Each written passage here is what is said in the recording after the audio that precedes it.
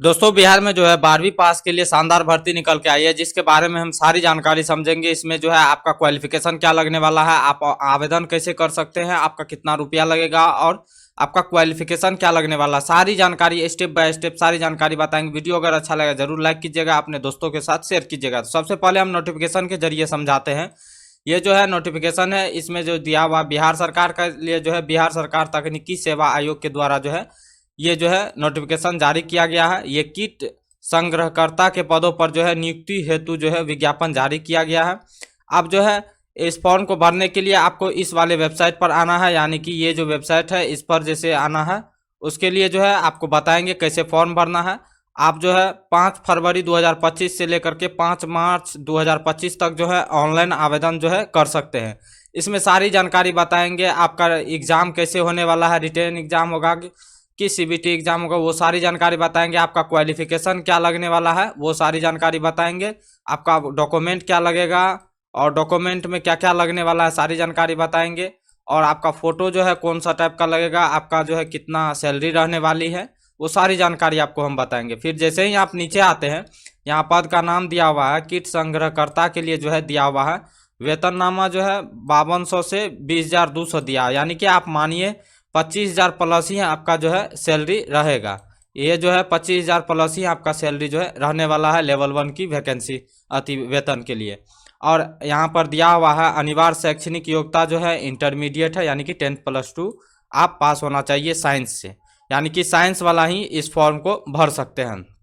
जैसे आप पीसीबी किए हुए हैं या पीसीएम यानी कि फिजिक्स केमिस्ट्री मैथ या फिजिक्स केमिस्ट्री बायोलॉजी से अगर किए हैं तो इस फॉर्म के लिए आप आवेदन कर सकते हैं। आर्ट्स कॉमर्स वाले जो है इसके लिए आवेदन नहीं कर सकते। आप पद की कोटिवार विवरण देख सकते हैं। यहाँ पर जो दिया हुआ है विभाग का नाम, और यहाँ पर दिया हुआ है किसके लिए जो है कितना सीट खाली है। यहाँ पर देख सकते हैं ये जो है जनरल के लिए 18 जो है मेल के लिए, और ये जो है 6 फीमेल के लिए है। इस प्रकार से जो है दिया गया है। और 35% महिलाओं के लिए जो है शैक्षणिक अर्हता जो है, यानी कि 35% जो है आरक्षण के लिए जो है 35% आरक्षण महिला के लिए जो है दिया गया है। अब यहाँ पर देख सकते हैं कुल जो है इसमें 53 जो है मेल के लिए है और जो है फीमेल के लिए 14 है। इस प्रकार से दिया हुआ है।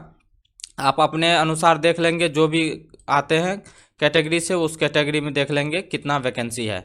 फिर यहाँ से जो है ये जो दिया गया है वैकेंसी, ये 53 और ये 14, ये वैकेंसी जो है आपका जो है यहाँ पर देख सकते हैं, यहाँ दर्शा दिया है कि रिक्तियों की संख्या जो है घट बढ़ भी सकती है, यानी घटा बढ़ा भी सकता है।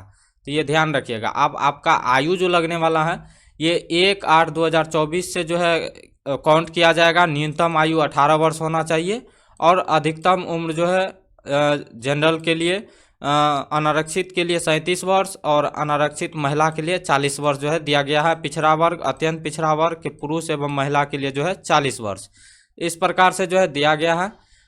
अब यहाँ पर देख सकते हैं अनुसूचित जाति अनुसूचित जनजाति के पुरुष और महिला के लिए जो है 42 वर्ष है।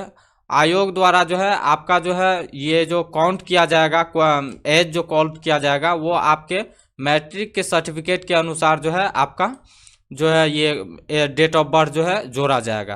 तो मैट्रिक पर अगर आपका डेट ऑफ बर्थ सही होगा तो वही डेट ऑफ बर्थ से जो है आपका है जोड़ा जाएगा। फिर यहाँ पर देख सकते हैं यहाँ दिव्यांग के लिए जो है अधिकतम उम्र सीमा में 10 वर्ष की जो है छूट दिया गया है। अब आरक्षण के लिए जो है आप यहाँ पर देख सकते हैं, जो ऑनलाइन आवेदन में इंगित कॉलम में आरक्षण का दावा नहीं करने पर आरक्षण का लाभ जो है नहीं मिलेगा।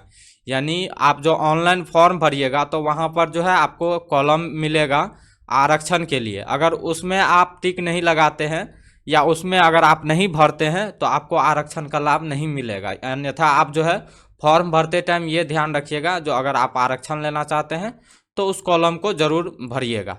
और आरक्षण का लाभ उन्हीं उम्मीदवार को मिलेगा जिनका अस्थायी निवास बिहार से है, यानी कि बिहार राज्य के अस्थायी निवासी हैं उनको मिलेगा, अर्थात जो बिहार के मूल वासी है। फिर यहाँ पर दिया हुआ बिहार राज्य के बाहर के निवासी अभ्यर्थी तो उनको जो है आरक्षण का लाभ नहीं मिलेगा। सीधा दर्शाया गया है अगर बिहार राज्य के अस्थायी निवासी हैं तो आपको आरक्षण का लाभ मिलेगा, अन्यथा आपको नहीं मिलेगा। फिर यहाँ पर दिया गया है जो अनुसूचित जाति एवं अनुसूचित जनजाति के उम्मीदवार को निम्नलिखित प्रमाण पत्र जमा कराना होगा, यानी कि जाति प्रमाण पत्र और अस्थायी निवास प्रमाण पत्र। तो अनुसूचित जाति या अनुसूचित जाति आप देखिए, किसी में जो है ओबीसी लगता है, किसी में एनसीएल लगता है, तो वो जो है सर्टिफिकेट आपका रहना चाहिए और अस्थायी निवास प्रमाण पत्र जो है रहना चाहिए, जिसमें जो लगता है, जैसे यहाँ पर मांग रहा है पिछड़ा वर्ग एवं अत्यंत पिछड़ा वर्ग के उम्मीदवार के लिए जो है प्रमाण पत्र क्रीमी लेयर रहित प्रमाण पत्र, यानी कि एनसीएल लगेगा और या अस्थायी निवास लगेगा, ये दोनों जो है लगेगा, तो आप पिछड़ा वर्ग अत्यंत पिछड़ा वर्ग में जो है छूट के लिए आवेदन कर सकते हैं। इस प्रकार से ध्यान रखिएगा। अब आर्थिक रूप से कमजोर वर्ग के लिए जो है आय एवं परिसंपत्ति प्रमाण पत्र जो है चाहिए और अस्थायी निवास या मूल निवास प्रमाण पत्र, मतलब वही आपको चाहिए। फिर यहाँ पर दिया हुआ नोट, केवल जाति प्रमाण पत्र के आधार पर पिछड़ा एवं अत्यंत पिछड़ा वर्ग के उम्मीदवार को आरक्षण का जो है लाभ दे नहीं होगा। पिछड़ा वर्ग एवं अत्यंत पिछड़ा वर्ग के सदस्य हेतु क्रीमी लेयर रहित प्रमाणना जो है अनिवार्य है, यानी कि जाति पिछड़ा वर्ग एवं अत्यंत पिछड़ा वर्ग के लिए जो है आपको जो है आप अगर चाहिएगा जो है क्रीमी लेयर जो है प्रमाण पत्र आपको लगाना अनिवार्य है, और जो है जाति प्रमाण पत्र लगाना जो है, अगर जाति प्रमाण पत्र मान्य नहीं होगा यानी कि क्रीमी लेयर एनसीएल लगाना जो है आपको अनिवार्य है। इसी प्रकार से यहाँ पर जो है और भी दिया गया है, इसको ध्यान से पढ़ लेंगे। अब आरक्षण कोटि के लिए जो दिया गया है, ये अनुसूचित जाति को जो है आरक्षण है, अनुसूचित जनजाति, अत्यंत पिछड़ा वर्ग, आर्थिक रूप से कमजोर वर्ग और पिछड़ा वर्ग के महिला के लिए जो है ये आरक्षण दिया गया। सारी जानकारी आपको हम बताते हैं, उसके बाद बताएंगे जो है आप ऑनलाइन आवेदन कैसे कर सकते हैं उसको भी बताएंगे। तो पहले ये जानकारी आपको समझना जरूरी है, अन्यथा अगर आप कोई भी मिस करते हैं तो आपका जो है फॉर्म रिजेक्ट भी हो सकता है या आगे चल के आपको बहुत बड़ी दिक्कत भी हो सकती है। तो पूरा वीडियो को जरूर देखिए। फिर जैसे यहाँ पर आते हैं तो यहाँ पर दिया हुआ है, जो निर्धारित अवधि के बाद नवीकरण नहीं होने पर स्थिति में प्रमाण पत्र मान्य नहीं होगा। इस प्रकार से अब दिव्यांग के लिए जो है ये दिया गया है। अब जैसे ही आप नीचे आते हैं तो यहाँ पर कुछ महत्वपूर्ण जानकारी दिया हुआ है, जो भूतपूर्व स्वतंत्रता सेनानी के अगर पोता पोती नाती या नातिन है होने पर प्रमाण पत्र निश्चित रूप से उपलब्ध होना चाहिए, यानी कि इसका जो है प्रमाण पत्र आपको निश्चित रूप से जो है लगाना अनिवार्य है, अन्यथा जो है इसका जो है मान्य नहीं होगा। फिर यहाँ से आवेदन शुल्क के लिए देख सकते हैं, फॉर्म जो भरिएगा उसके लिए आवेदन शुल्क जो लगेगा, सामान्य वर्ग, पिछड़ा वर्ग, अत्यंत पिछड़ा वर्ग, आर्थिक रूप से कमजोर वर्ग 600 रुपया लगने वाला है। और अनुसूचित जाति, अनुसूचित जनजाति, बिहार राज्य के अस्थायी निवासी हैं तो 150 रुपया आपको लगेगा।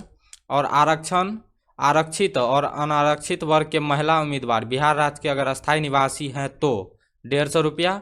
अगर राज्य के बाहर के उम्मीदवार चाहे वे किसी भी वर्ग के महिला पुरुष है तो उसको जो है 600 रुपया, यानी कि जितना इसको लगेगा उतना जो है बाहर के भी जो है राज्य के लगने वाले हैं, ये बात ध्यान रखिएगा।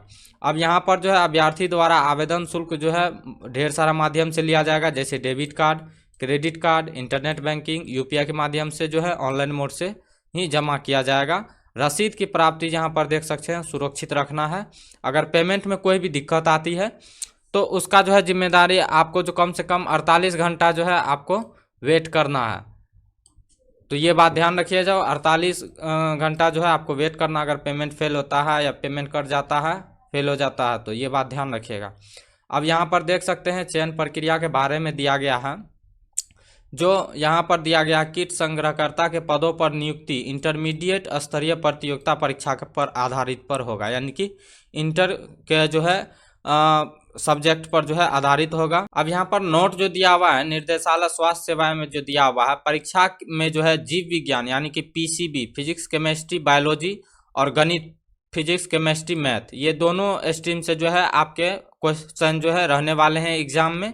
किंतु ये जो है ये साइंस सब्जेक्ट से, जैसे हेल्थ डिपार्टमेंट से जो है ये वैकेंसी दिया गया है, तो इसमें जो है आपको बायोलॉजी से जो है आपको यहाँ पर दर्शा दिया गया है, जो 50% जो है प्रश्न जो है आपको बायोलॉजी से पूछे जाएंगे। और यह परीक्षा का पाठ्यक्रम दिया हुआ है, बिहार विद्यालय परीक्षा समिति द्वारा निर्धारित इंटरमीडिएट स्तरीय पाठ्यक्रम के आधारित पर प्रश्न पूछे जाएंगे।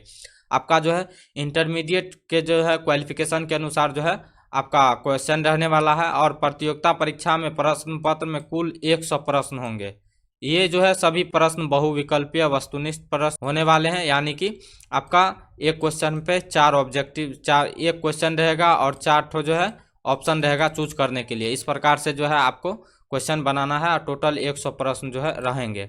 अब परीक्षा की अवधि जो है 2 घंटे की होने वाली है और कुल अंक जो है 100 होंगे। अब परीक्षा में इंटरमीडिएट विज्ञान स्तर तक के प्रश्न होंगे। अब यानी कि आप देख सकते हैं 12 इंटर के जो है विज्ञान स्तर के जो है प्रश्न होंगे, जिसमें 50% जो है यहाँ पर प्रश्न जो है आपका बायोलॉजी से रहेगा, यहाँ पर भी दर्शाया गया है। और प्रश्न जो आपका रहने वाला है प्रश्न पत्र यानी कि क्वेश्चन जो आने वाला है हिंदी और अंग्रेजी दोनों भाषा में रहेंगे। तो ये ध्यान रखिएगा, इसमें घबराने वाली कोई बात नहीं, हिंदी और इंग्लिश दोनों में रहेंगे। और परीक्षा जो है अधिक पालियों में कंप्यूटर बेस्ड टेस्ट यानी कि सीबीटी एग्ज़ाम जो है होने वाली है। कंप्यूटर पर जो है होता जो है एग्ज़ाम, वही एग्ज़ाम आपका होगा, माध्यम से आयोजित किया जाएगा, यानी कि इसी तरह जो है दिया गया है। अब यहाँ पर परीक्षा गलत उत्तर के लिए नामांकनता अंक जो है निगेटिव मार्किंग जो है आपका लागू किया जाएगा और प्रत्येक सही उत्तर में 1 अंक दे होगा और प्रत्येक गलत उत्तर में जो है 0.25 देगा। यानी कि आप यहाँ पर दिया 1/4, यानी 1/4 का मतलब आप समझिए अगर 4 ठो गलत करते हैं क्वेश्चन तो आपका 1 मार्क जो है कट जाएगा। ये बात ध्यान रखिएगा, 4 को क्वेश्चन गलत किए तो 1 मार्क कट जाएगा। इसी प्रकार से जो है यहाँ पर दिया गया है सारी जानकारी को। अब नीचे जैसे ही आते हैं तो यहाँ पर जो है कुछ जानकारी यहाँ पर जो है दिया गया है, महत्वपूर्ण निर्देश जो दिया गया है। ऑनलाइन आवेदन पत्र में जो है आप क्या क्या जो है लगाने वाले हैं डॉक्यूमेंट। मैट्रिकुलेशन का जो है अंक पत्र और मूल प्रमाण पत्र लगेंगे। इंटर का जो है अंक पत्र और मूल पत्र लगेंगे।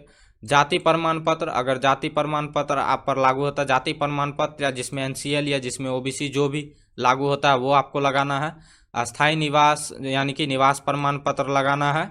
और बिहार राज्य के अगर कोई स्वतंत्रता सेनानी के पोता पोती नाती नातिन है तो उसका जो है आपको अथी लगाना है सर्टिफिकेट कोई भी। और दिव्यांग अगर कोई है तो दिव्यांग प्रमाण पत्र आपको लगाना है, तभी आपका जो है दिव्यांगता मानी जाएगी।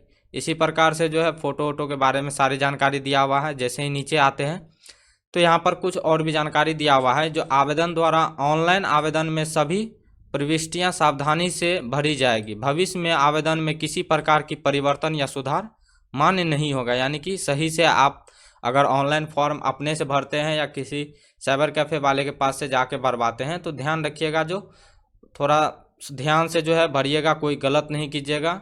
यानी कि यहाँ पर डायरेक्ट दर्शा दिया गया है, जो अगर गलत होगा तो सुधार का कोई मान्य जो है नहीं दिया जाएगा। और जो है ये विभाग के तरफ से जो है डायरेक्ट निर्देश दिया, किसी प्रकार की त्रुटि हेतु आयोग उत्तरदायी नहीं होगा। यहाँ पर देख सकते हैं कोई भी प्रतिकूल परिणाम हेतु आवेदन स्वयं जिम्मेदार होंगे। इस बात से जो है आप ध्यान रखिएगा। जैसे ही नीचे आते हैं कुछ और भी जानकारी, जैसे फोटोग्राफ के लिए दिया हुआ है। जो फोटोग्राफ के लिए जो है यहाँ पर आवेदन अभ्यर्थी फ़ोटो हाल ही में खींचा हुआ होना चाहिए, 3 माह के अंदर का फ़ोटो होना चाहिए। ये बात ध्यान रखिएगा, ज़्यादा पुराना फ़ोटो नहीं देना है। और चेहरा एवं सिर ऊपर से नीचे तक दिखना चाहिए और फ़ोटो में आँख खुला होना चाहिए। बैकग्राउंड जो है सफ़ेद पटल होना चाहिए और फ़ोटो पर किसी प्रकार की छाया नहीं होनी चाहिए, यानी कि छाया का नहीं होना चाहिए। या आवेदन चश्मा लगा के यहाँ तो फ़ोटो खिंचवाएं, अगर चश्मा लगाते हैं तो चश्मा हटा करके फ़ोटो लगाना है। फिर यहाँ पर जो है दिया गया अभ्यर्थियों को निर्देश दिया जाता है कि वे कोई फर्जी जाली प्रमाण पत्र के आधार पर उपरोक्त आवेदन नहीं भरेंगे, अन्यथा जो है प्रमाण पत्र फर्जी पाए जाने पर उनके अभ्यर्थी रद्द कर दिए जाएंगे। यानी कि अगर आप कोई भी जाली सर्टिफिकेट लगाते हैं तो वो नहीं लगाइएगा, अन्यथा जो है आपका जो है अभ्यर्थिता जो है रद्द कर दिया जाएगा, ये ध्यान रखिएगा। अब फॉर्म कैसे भरना है, तो फॉर्म भरने के लिए जो है सबसे पहले आपको कोई भी एक ब्राउज़र को ओपन करना है। आप ऑनलाइन अपडेट STM पर जैसे ही आप आइएगा तो नीचे जैसे ही आइएगा तो यहाँ से जो है ऑनलाइन भरने का जो है सारी जानकारी यहाँ पर मिल जाएगा। एप्लीकेशन पेज, रजिस्ट्रेशन पेज और लॉगिन पेज। आप हमारे कमेंट बॉक्स में कमेंट कीजिए, हम आपको फॉर्म और रजिस्ट्रेशन करने के लिए अलग से वीडियो बना के लाएंगे अगर कमेंट करते हैं तो।